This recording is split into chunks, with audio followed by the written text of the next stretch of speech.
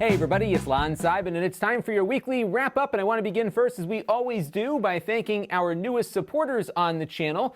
And we're going to begin with Andre Lamaka and Adam Esmail. I want to thank both of you for your support of the channel. And we also have some folks who participated in a super chat, which is the YouTube means of contributing to your favorite creators when they're doing a live stream. And there we had Harry Mayer, Sean, Eric Chug, and Henrik Wilson, Martin Paulini, Paul MT22, and Fernie Lopez. I want to thank everyone who contributed this week, as well as everyone who watches on a regular basis too, because all of those things equal channel growth. And we don't have a sponsor this week, but we do have a non-ad, an affiliate link for a service that I like. And this week I'm going to talk about Blue Apron again. I've been using Blue Apron now for about a year, and what they do is they send you a number of meals per week that you have to cook yourself, but you get all of the ingredients and the recipe and the instructions in the box, so you just have to take everything out. It's already pre-measured, and you can have at it. It usually takes me about an hour or so to start and finish a meal, but it's been a lot of fun, and I've been learning a lot about cooking along the way.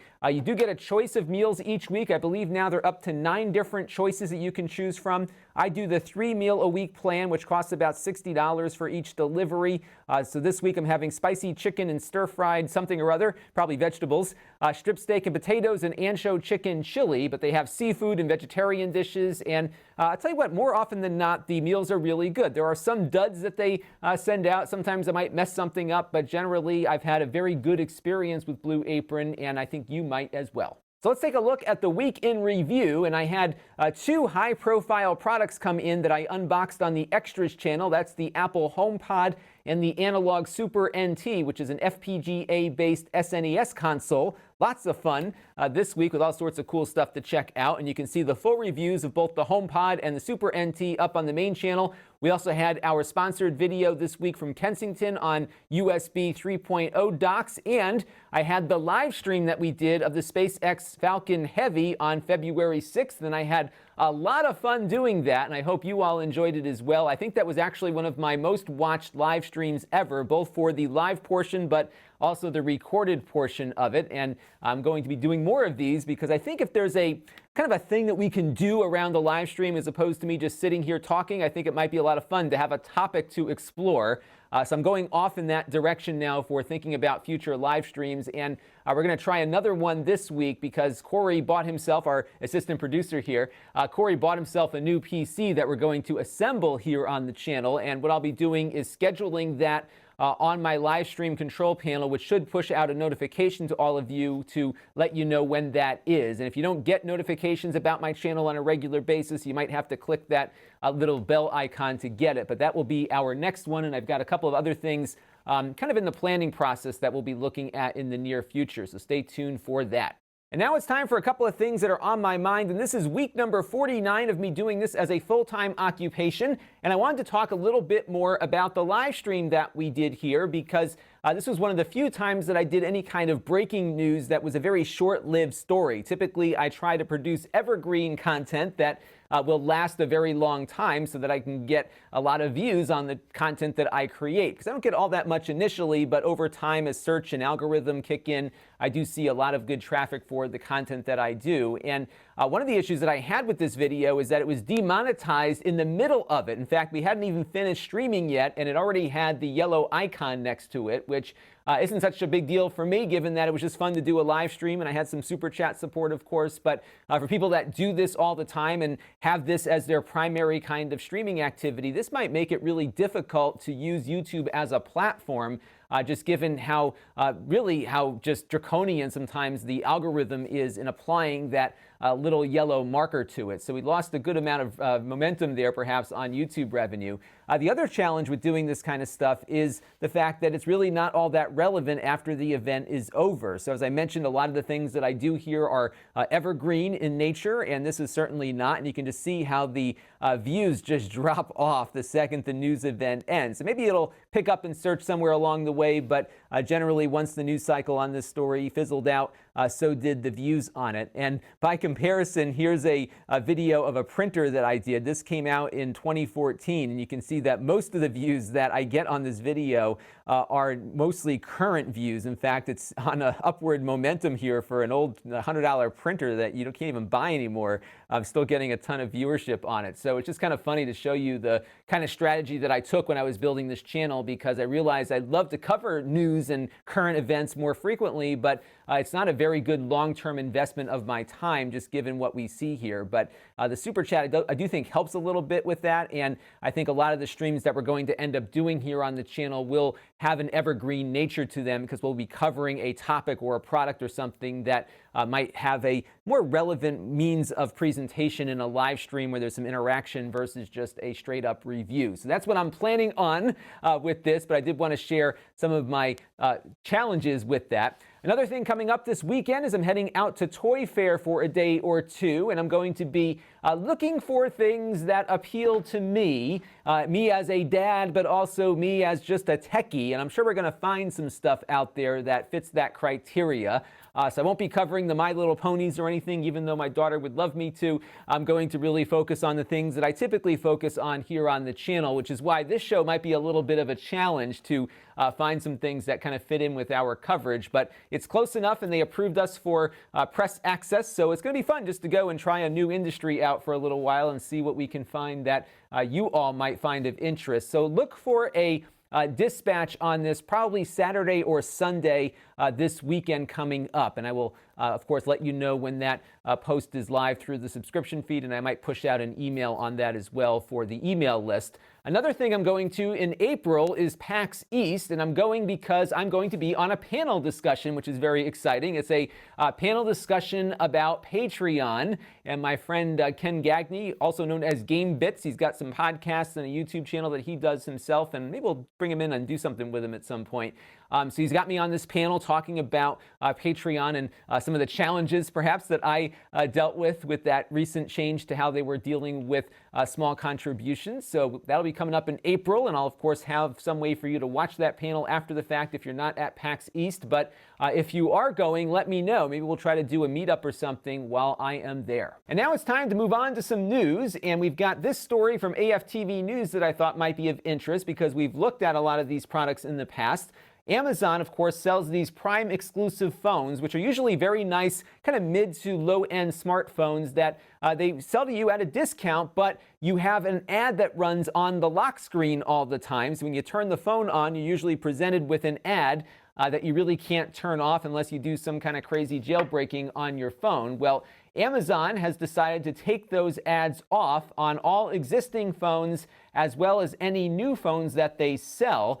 The new phones now are going to cost about $20 more than they used to, but they'll still be below retail for the Prime exclusive versions of it. And that's a nice little bonus there. If you didn't like those ads, they will be going away with a firmware update that should be getting pushed down to you very soon. And now it's time for a Q&A from you, the viewers. And this first question comes in from Michael Baker, who watched my Super NT review. And one of the things that I pointed out in that review was just how good the output quality was of that console for, of course, replicating the Super Nintendo experience. And one of the things that I noted in that review is that if you are sitting relatively close to your television, you're going to see a lot more pixels than perhaps you remembered seeing back in the early days of these consoles, because back then we used to hook them up to CRT televisions that were all crappy and blurry and mixing colors together and everything, and now we're getting the pure output onto these televisions. And it didn't bother me, or really, I didn't really notice it as much with the 8-bit version of that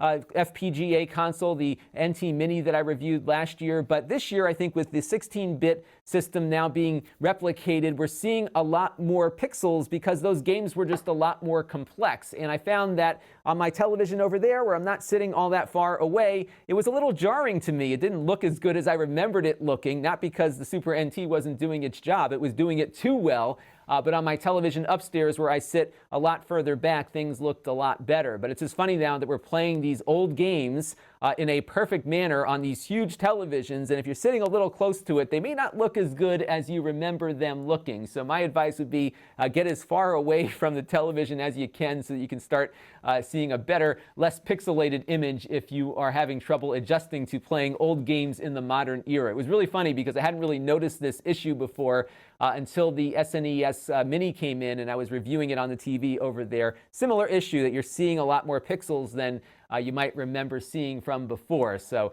be ready for that. It's just a side effect of living in the future, I guess. And this next question is also involving the Super NT review, and this is in regards to input lag that I measured on that device, which came in around 44 milliseconds, again on the television that I've got over there in the corner. And that's the TV I've been testing everything on, because when I first started doing these input lag tests, that was the fastest television I had in the house for measuring game consoles.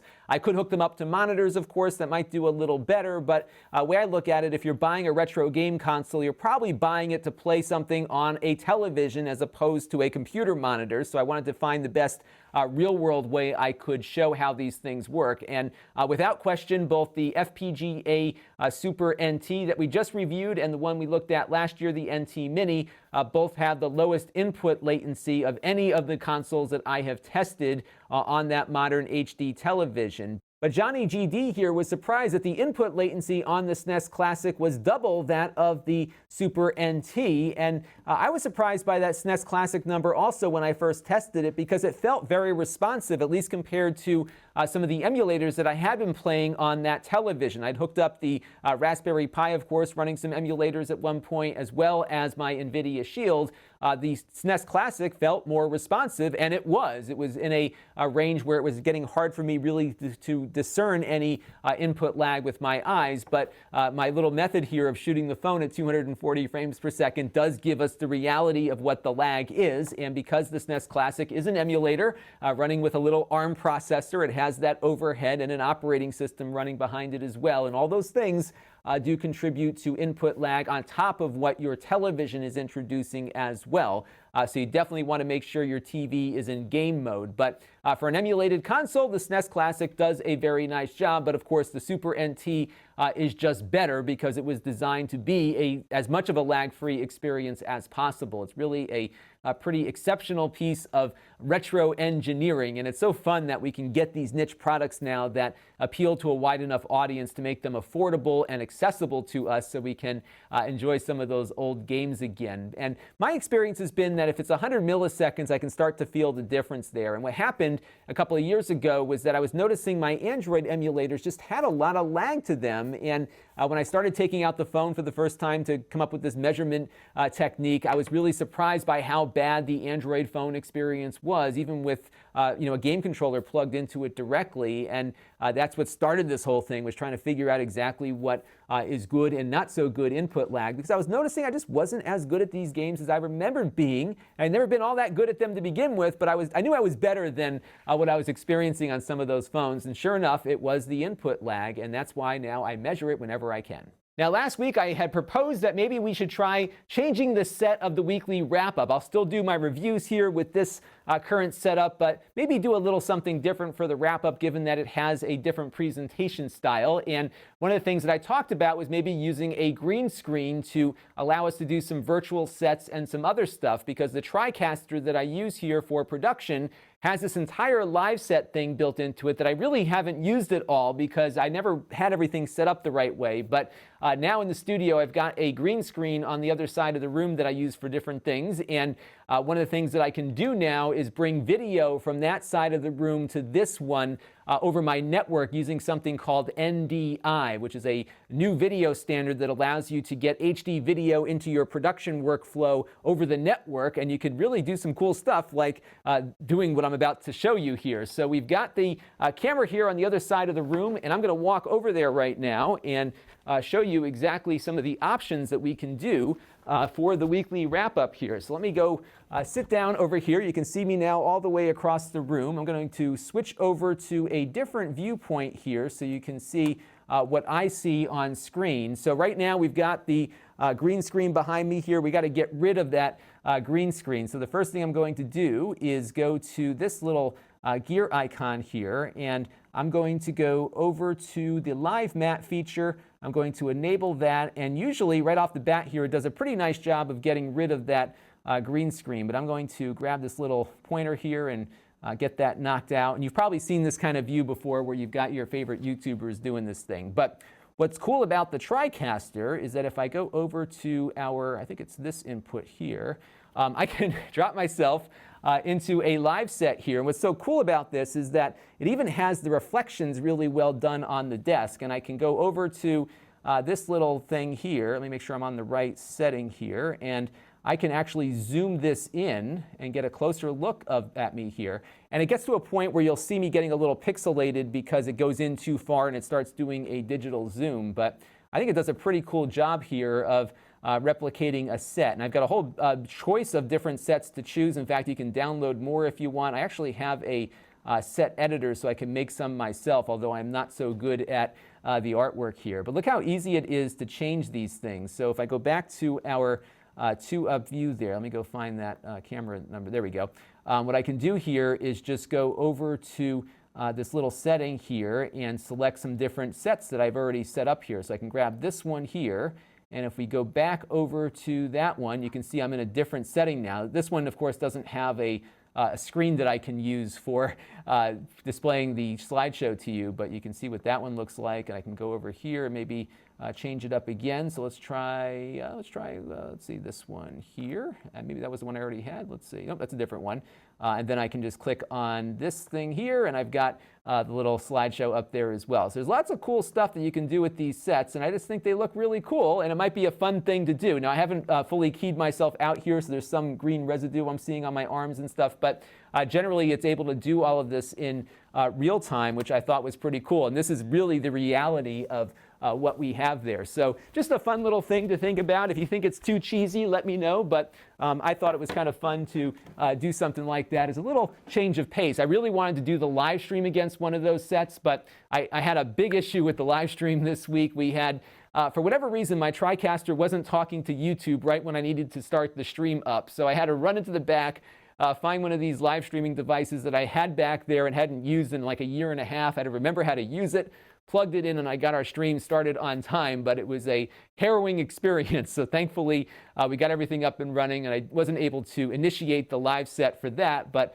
that's something I may want to try in the future. But I'd just love to get your thoughts on what you just saw there. Is that cool or not? Is it a little too cheesy, or should we just stick to the status quo here? Let me know down in the comments below. And that, of course, is going to be our Q&A for you this week. Maybe we roll out that live set for special occasions or something, but again, I really wanted to get your opinion of it. I just know that the cutout of me from the green screen was not perfect. I didn't adjust it at all. I just did that eyedropper thing to do it really quick, but generally it's able to very nicely key me out, and it really works quite well in some of the testing that I have done before. But again, I just want to get your take on it because it does take a little bit more prep time to get that live set up. And our channel of the week this week is going to surprise you, and that is because I am picking Casey Neistat, who is obviously a very popular YouTuber. He grew up actually not too far from where I live right now, and the reason I'm picking him is that today he's posting an interview with a top YouTube executive talking about all of the garbage you've been hearing about or dealing with on this platform. Apparently there is a no-holds-barred approach to this interview. Nobody's approved what he's asking him first, and it really should be a pretty good insight into where the company is headed, and hopefully an example of the kind of transparency that we'd all like to see more of from the YouTube platform moving forward here. So I think they're going to talk about the Logan Paul thing and his ongoing issues, being a total idiot, and everything else that's been going on the platform here. So definitely check that out. I'll update that short link once that video is posted. It's probably going to be up by the time you see this video, and I'll be definitely tuning in for that. So this week on the channel, we've got a couple of things. We've got that live stream, of course, that I mentioned that we'll schedule once Corey's got all his parts together. We're going to have another sponsored video from Kensington. This is a month-long thing, so we're going to be looking at their USB Type-C dock next. And this one will be a good one because if you are struggling with USB-C, we explain a lot of the different things you need to know about related to that technology. So definitely check out that dock video coming up. I did shoot my Mavic Air review, but I haven't finished editing it yet, and we had those other two products come in that kind of bumped it off to this week. I am really having a fun time with this drone, and you'll see all the things that I like about it in the review coming up, so stay tuned for that. We're also hopefully going to get to that wide format Epson printer this week because it is ready to go. So I just have to get my act together and shoot that one. So that'll be on the to-do list this week. And of course, we have the dispatch coming up from Toy Fair that we'll be doing over the weekend. Now, if you want to help support the channel, you can. You can go to Lon.TV/support and make a one-time or monthly contribution to the channel. This is my own thing that I'm running through DonorBox, but I also support Patreon. You can get info on how to support the channel at that link there. We also have our ongoing relationship with Plex, where if you sign up for a free Plex account, no credit card required, we get a little commission on that. We get a little larger commission if you sign up for a Plex Pass at Lon.TV/PlexPass, and you can gift a Plex Pass to somebody at Lon.TV/PlexGift. And we've got some more Plex content coming up soon on the channel. And I've got some other channels you might want to check out. My Extras channel is where I post unboxings and supplementary content. We also have the podcast at Lon.TV/podcast. I have a snippet channel where I take portions of this video and others and put them into searchable little pieces, and I've been putting them up on that channel. That channel, though, got demonetized because it didn't have the subscriber or viewable hours that you need to be able to be eligible for that. So even if you have a channel that is monetized, like my Extras channel and this one is, you don't automatically get a freebie on the next one. You've got to build them all from scratch the hard way, which has been good because it's funny how different it is building a channel now than it was when I started a couple of years ago. So that's been a fun project there to keep building up the Snippets channel, but it's all reruns of what we do here. And then we have the live streams at Lon.TV/livestreams, where you can find an archive of every live stream that I did. There is hours of content of me looking at a screen, answering questions and all that kind of stuff. One of the things that I want to do when we start doing more live streams is having Corey probably queue up questions that he can keep firing off at me so we don't spend a lot of dead air looking through the list. We'll have him monitoring that as we do those. So stay tuned. We'll be figuring out a way to integrate those shortly. If you want to be notified every time I do anything, click on that notification bell so that you get a notification pushed down to you anytime I upload or schedule or go live or any of those kinds of things. I've been doing that with a lot of my favorite creators, so be sure to do that. And of course, we've got the email list at Lon.TV/email. I've been a little chattier on there lately, but I won't overwhelm your inbox. We also have the Facebook page at Lon.TV/Facebook and the store at Lon.TV/store. And the store is where I sell things that I've already reviewed here on the channel. These are items that I purchased and I'm now putting back in the box and getting rid of at a discount versus the new price. So they're used, but very lightly used.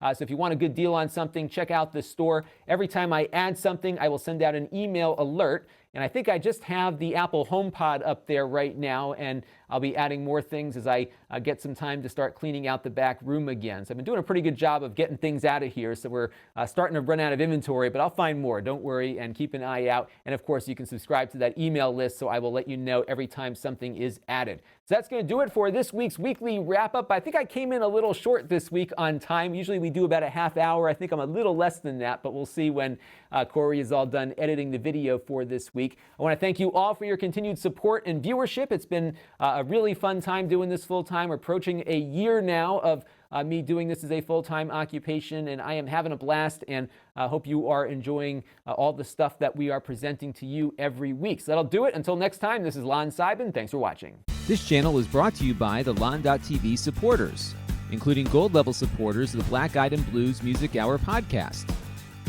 Chris Allegretta, Gerard Newberg, and Kalyan Kumar. If you want to help the channel, you can by contributing as little as $1 a month.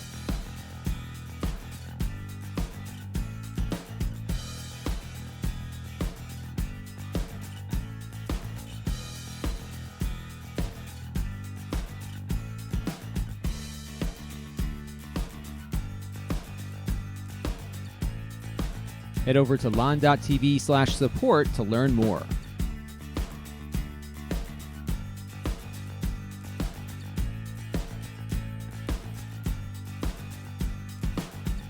And don't forget to subscribe. Visit Lon.TV/S.